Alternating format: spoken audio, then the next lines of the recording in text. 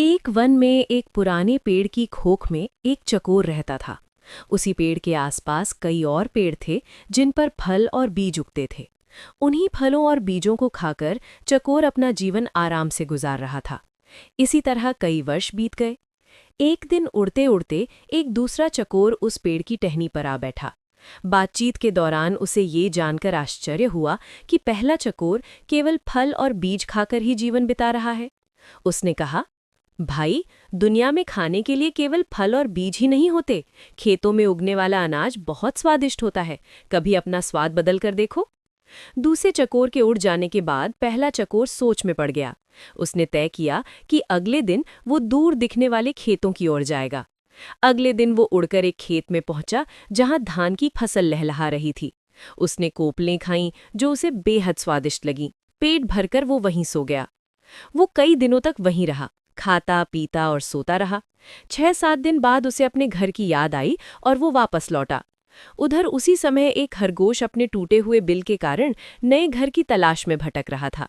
उसने उस पेड़ की खोख को खाली पाया और वहीं रहने लगा। जब चकोर वापस आया तो उसने देखा कि उसकी खोख में कोई और रह रहा है। वो क्रोधित होकर बोला, अरे, तू कौन है और मेरे घर में क्या कर रहा है?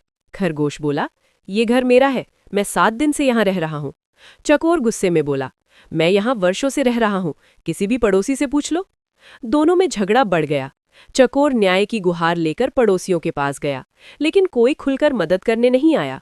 अंत में एक लोमड़ी ने सलाह दी, किसी ज्ञानी ध्यानी को पंच बनाकर फैसला करवाओ।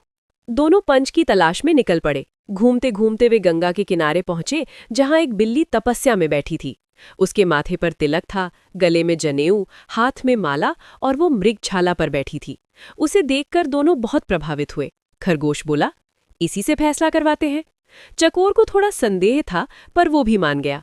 दोनों हाथ जोड़कर बोले, जय माता दी। बिल्ली ने मीठी आवाज में कहा, बच्चों, झगड़ा क्यों करते हो?